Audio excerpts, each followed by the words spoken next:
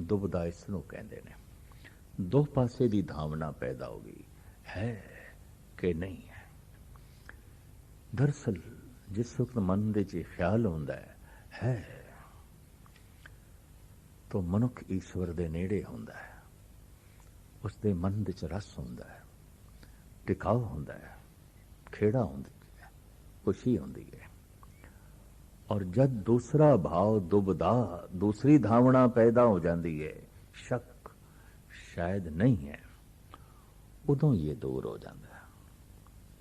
और दूरियां ते दुख ਨੂੰ जन्म देंदियां ने, दूरियां बेरसी ਨੂੰ जन्म देंदियां ने, दूरियां कल कलेश ते संताप ਨੂੰ जन्म देंदियां ने।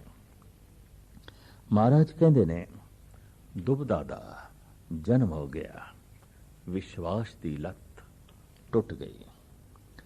दया दुआपुरे अधी होई,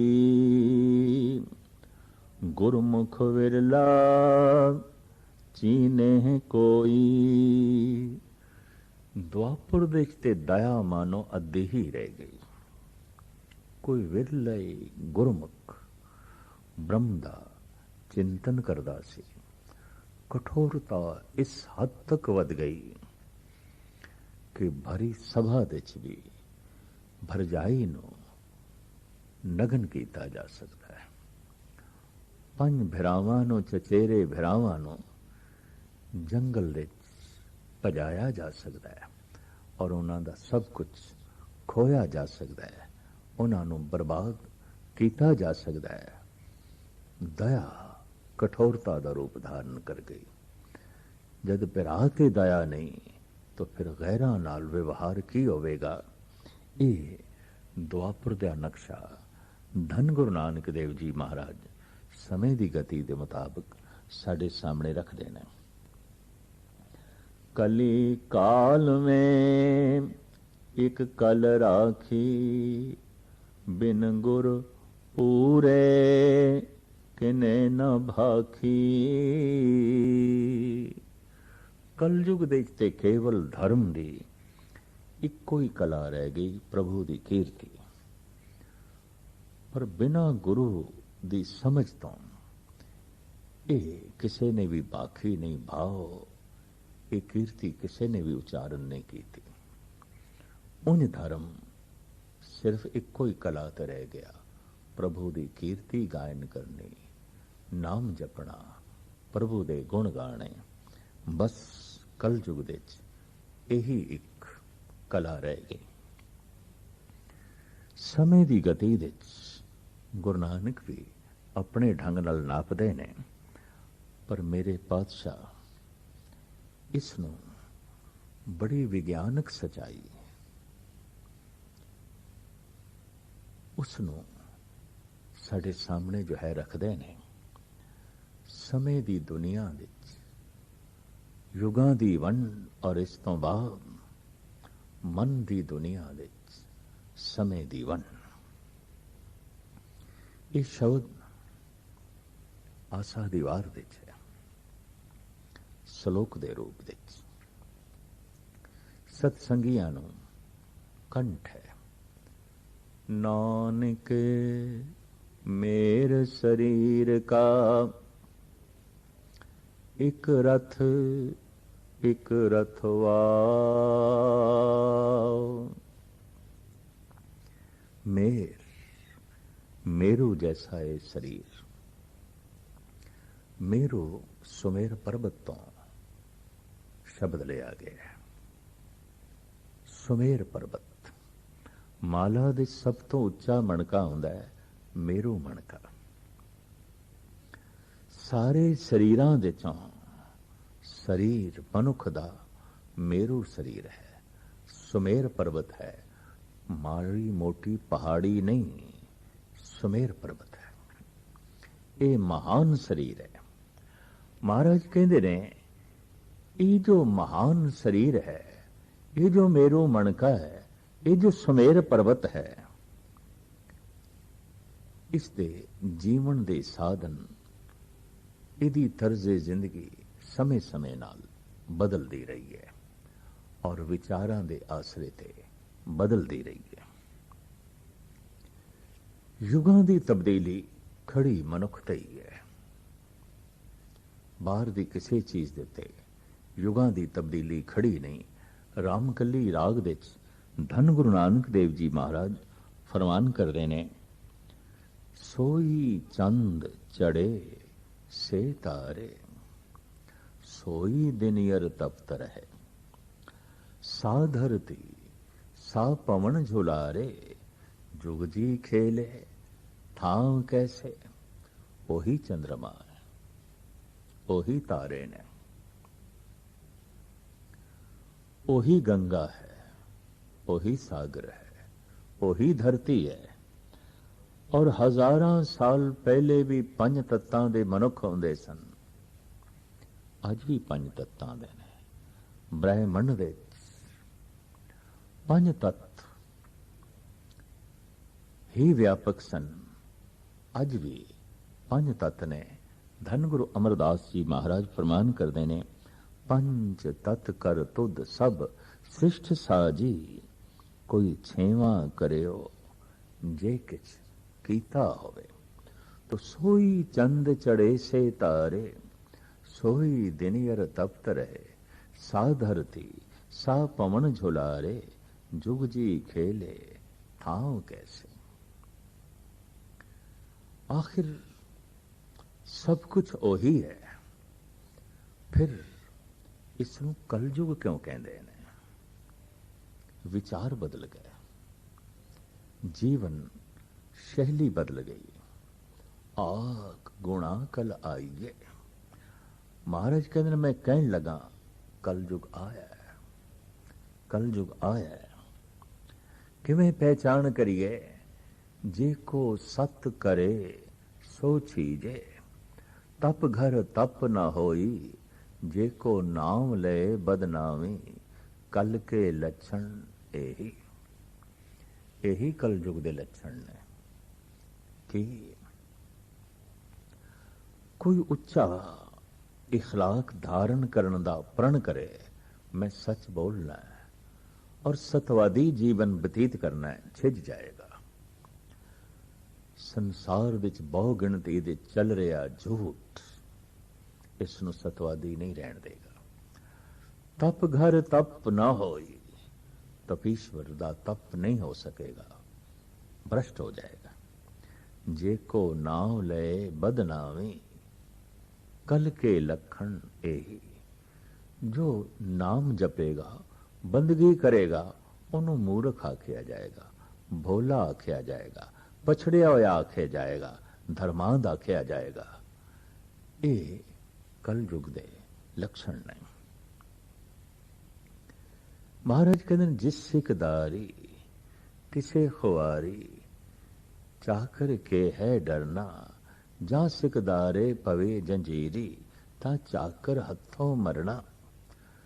कलयुग दी होर रूपरेखा बयान करदे होया महाराज कहते ने, किसी पक्ष का भी जो चौधरी है खुआर होगा, कोई भी जिम्मेवारी चुके, समाजिक, आर्थिक, राजनैतिक, जरीलो खुआर होगा।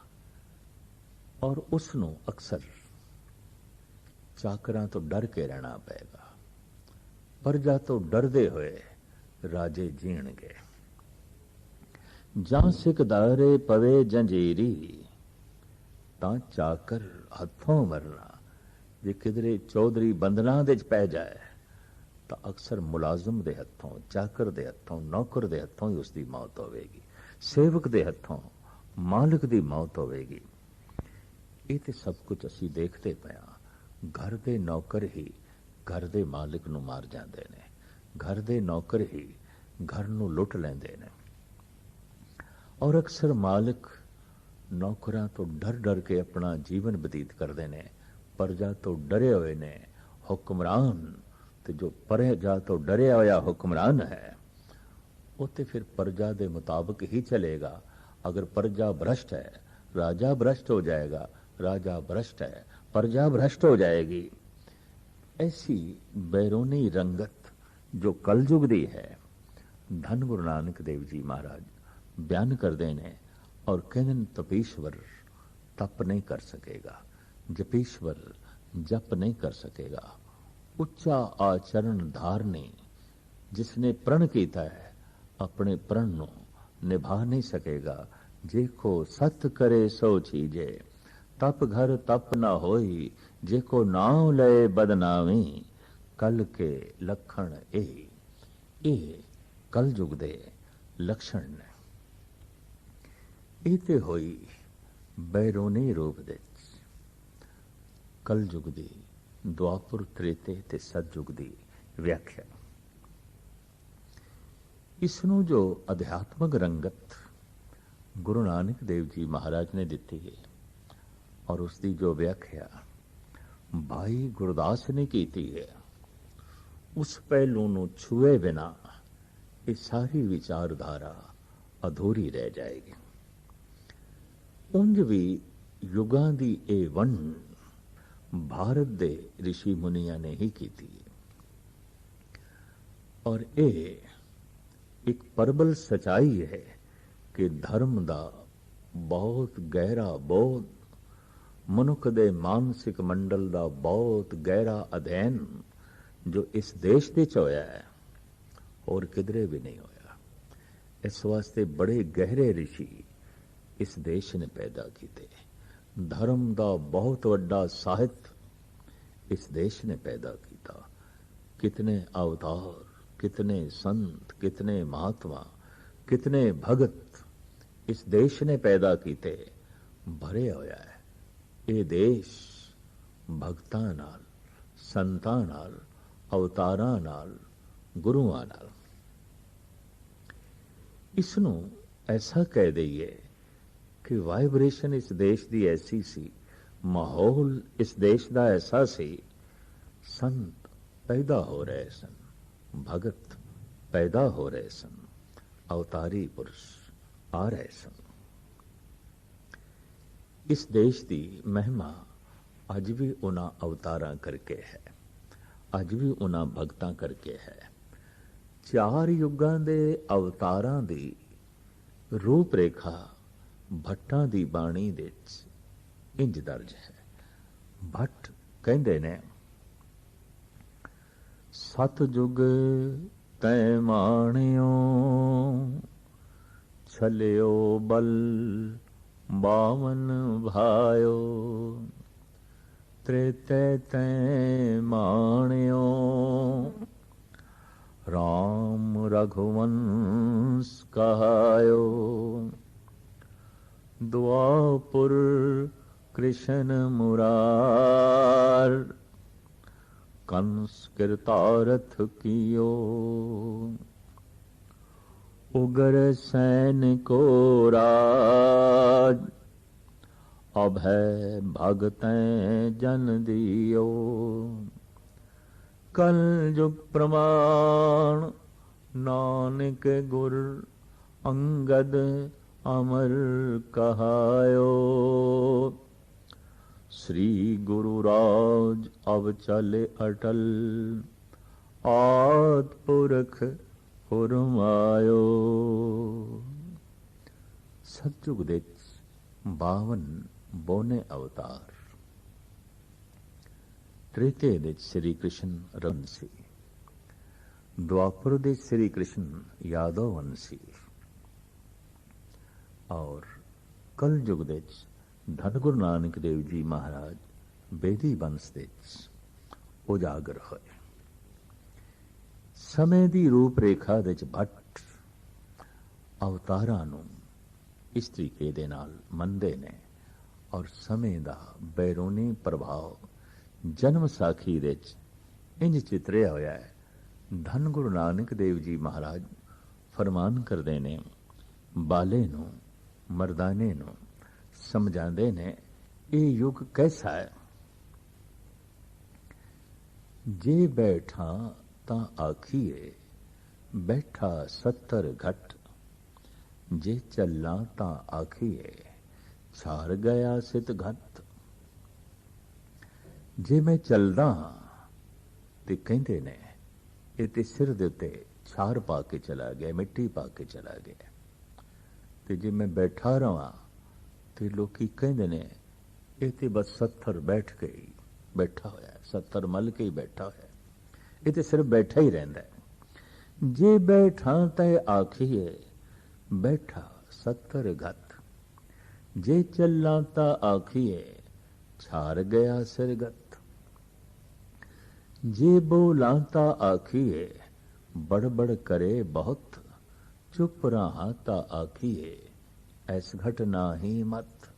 ਜੇ ਮੈਂ ਬੋਲਦਾ ਹੀ ਨਹੀਂ, ਖਾਮੋਸ਼ੀ ਧਾਰਨ ਕਰ ਲੈਣਾ, ਤਾਂ ਕਹਿੰਦੇ ਨੇ ਇਹਦੇ ਕੋਲ ਕੂਵਤ ਗੋਇਆਈ ਨਹੀਂ ਹੈ, ਇਹਦੇ ਕੋਲ ਬੋਲਣ ਦਾ ਢੰਗ ਨਹੀਂ ਹੈ, ਇਹਦੇ ਕੋਲ ਅਕਲ ਹੀ ਨਹੀਂ ਹੈ।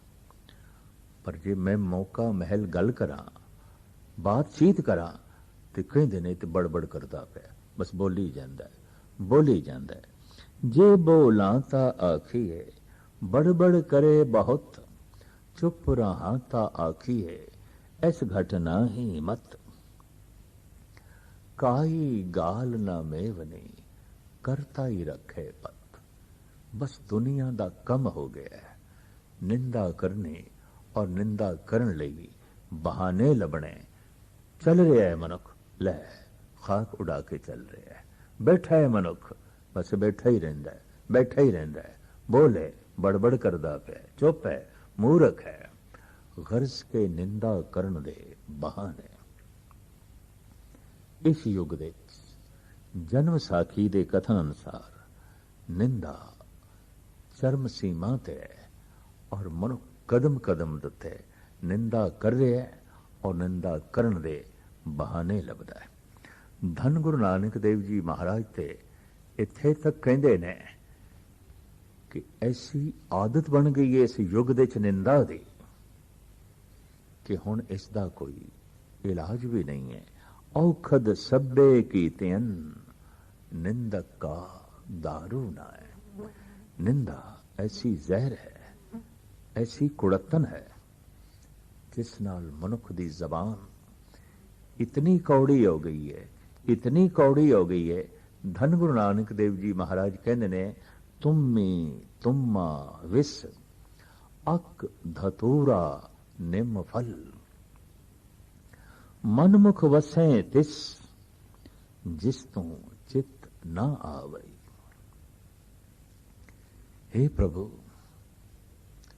ਮਨੁੱਖ ਐਸਾ ਨਿੰਦਕ ਹੋ ਗਿਆ ਹੈ और उसकी रसना झूठ बोल बोल के इतनी कौड़ी हो गई है, कोई तुम्मा इतना कौड़ा नहीं, निम इतनी कौड़ी नहीं, जहर इतनी कौड़ी नहीं, जिड़ा ओ हिरदा कौड़ा है जिस विच तो नहीं है, ते सिर्फ निंदा ही निंदा है।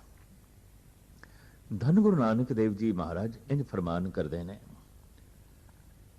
दौलक दुनिया वाजे वाज, नारद नाचे कल का भाव, जति सती कह राखे पाओ। इस युग दे च मन ते नारद बन गया, ते नारद दा कम की है चुगली, इधर दी उधर उधर दी इधर। इस दौर दे मनुख दी तर्जे जिंदगी ऐसी बन गई है।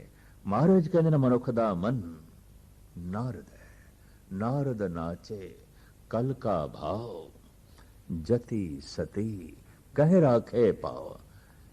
ये जत ते सत किहड़ी थां ते अपना पैर टिकावेगा। मन ते नारदी होया पिया, मन ते चुगल बखील होया पिया, मन ते बड़ा परबल निंदक होया पिया। ये कलयुग दा प्रताप, समय दा प्रताप। ये धन गुरु नानक देव जी महाराज बैरूनी असर दा जिक्र पे करते ने। दरअसल गली दे कोई बहुत वड्डी भीड़ होवे और उस विच मनुख फस जाए तो जिस पासे भीड़ जा रही है उसे पासे ही जाना पैंदा है। मनुख सुतंत्रता दे नाल अपना रास्ता नहीं चुन सकता। इतनी निंदा और इतना निंदक तो उस विच जीवदिया मनुख निंदक हो जाता है। इतना झूठ और इतने झूठियां दी भीड़, इस दे चल के मनुख झूठा हो जाता है। इतने फोके कर्म कांडी और कर्म कांडियां दी भीड़, इस भीड़ दे चल के मनुख व्यर्थ दा कर्म कांडी हो जाता है।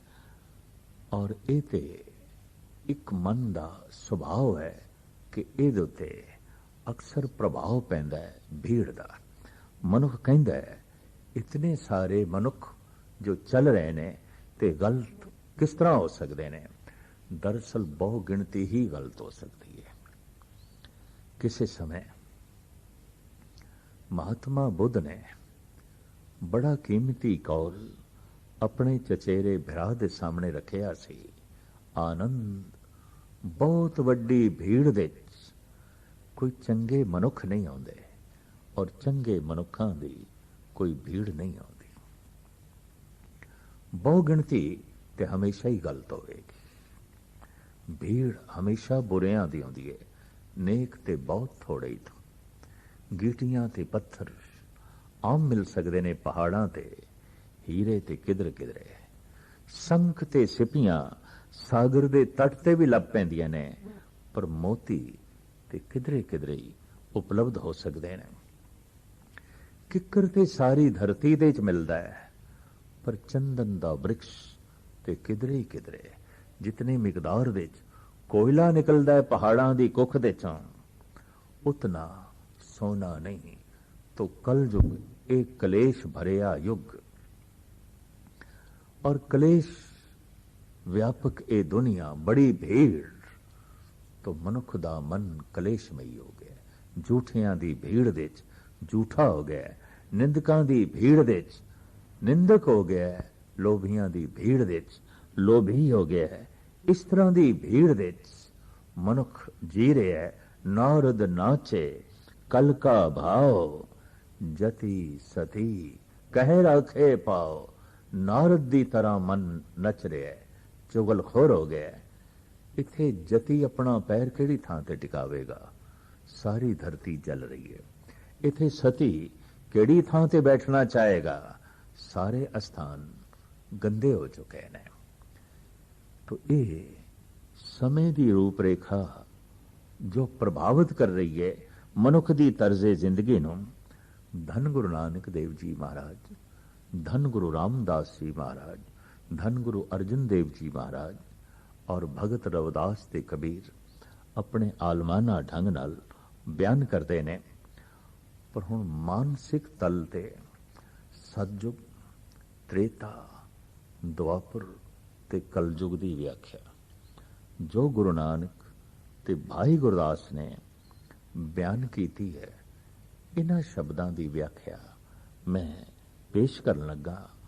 और ये आसा दीवार दा श्लोक है और भाई गुरदास जी दी एक पौड़ी, जिस विच भाई गुरदास जी कहंदे ने, जुग जुग मेर शरीर का, वासना बद्धा आवे जाए, फिर फेर वटाइए, ज्ञानी होए मर्म को पाए। ये कोई आत्म ज्ञानी होवे ते इसनू समझेगा कि समय समय दे नाल ये शरीर बदलदा रहा है, बार बार जन्म होंदा रहा है और जन्म होंदा रहा है वासना करके। जितने चिर तक वासना है जन्म चलता ही रहेगा। जन्म मरण उस दिन मिट जाता है जिस दिन वासना प्रार्थना का रूप धारण कर लवे। कहते ने मन ऐसा है, या वासना चलेगी या प्रार्थना चलेगी। जिस दिन मन प्रार्थी हो गया और इसके अंदर हर वक्त प्रार्थना चलन लग पई और प्रार्थना दे शुकराना, धन्यवाद, हे प्रभु तेरा धन्यवाद, उस दिन जन्म मरण दे ए गेड़ मिट जाते ने। पर वासना ते चलती है। अगर वासना पिछले जन्म दे च नहीं सी तो हुण दा ए जन्म भी नहीं हो सकता। इते वासना बद्धा आवे जाए। भाई साहब भाई गुरदास जी कहते हैं, जुग जुग मेर शरीर का, हर युग दे च ए मेरा मेरू शरीर, ए महान शरीर मनुख, मनुखी तन बार बार आउंदा रहा है। अक्सर पुण्य ते पाप दोवें बराबर होवन तो मनुख दा अगला जन्म मनुख दा ही आउंदा है। पाप ही पाप होन, पुण्य ना होवन तो मनुख पछड़ जाता है, पिछे मुड़ जाता है। पर ऐसा तो कोई पापी नहीं, कोई थोड़े बहुत पुण्य ना करता होवे। कबीर सच कह रहे ने, ਪਾਪ ਪੁੰਨ ਦੋਏ ਬਹਿਲ ਬਿਸਾਏ ਪਵਨ ਪੂੰਜੀ ਪਰਗਾਸਿਓ। ਮਨੁੱਖ ਸਵਾਸਾਂ ਦੀ ਪੂੰਜੀ ਨਾਲ ਕੁਝ ਪਾਪ ਖਰੀਦਦਾ ਹੈ, ਕੁਝ ਪੁੰਨ ਖਰੀਦਦਾ ਹੈ। ਤੋ ਪਾਪ ਪੁੰਨ ਬਰਾਬਰ ਹੋਣ ਕਰਕੇ ਮਨੁੱਖ ਦਾ ਬਾਰ-ਬਾਰ ਜਨਮ ਮਨੁੱਖ ਦਾ ਹੀ ਆਉਂਦਾ ਹੈ। ਔਰ ਕਰੀਬਨ ਇਹੀ ਚਾਂਸ ਹੈ ਕਿ ਮਨੁੱਖ ਮਰ ਕੇ ਮਨੁੱਖ ਹੋਵੇਗਾ, ਕਿਉਂਕਿ ਪਾਪ ਕਰਦਾ ਹੈ ਜੀਵਨ ਦੀ ਲਾਲਸਾ ਕਰਕੇ, ਪੁੰਨ ਕਰਦਾ ਹੈ ਇਸ ਜੀਵਨ ਤੋਂ ਮੁਕਤ ਹੋਣ ਵਾਸਤੇ। ਪਰ ਚੂੰਕਿ ਦੋਵੇਂ ਕਰਮ ਬਰਾਬਰ ਰਹਿ ਜਾਂਦੇ ਨੇ ਤਾਂ ਬਾਰ-ਬਾਰ ਮਨੁੱਖੀ ਜਨਮ ਉਪਲਬਧ ਹੁੰਦਾ ਹੈ। ਤਰਜ਼ੇ ਜ਼ਿੰਦਗੀ ਦੇ ਤੌਰ ਤਰੀਕੇ ਜੋ ਬਦਲਦੇ ਨੇ, ਇਸ ਤਬਦੀਲੀ ਨੂੰ ਧੰਨ ਗੁਰੂ ਨਾਨਕ ਦੇਵ ਜੀ ਮਹਾਰਾਜ ਜਿਸ ਢੰਗ ਨਾਲ ਬਿਆਨ ਕਰਦੇ ਨੇ, ਮੈਂ ਅਰਜ਼ ਕਰ ਰਿਹਾ।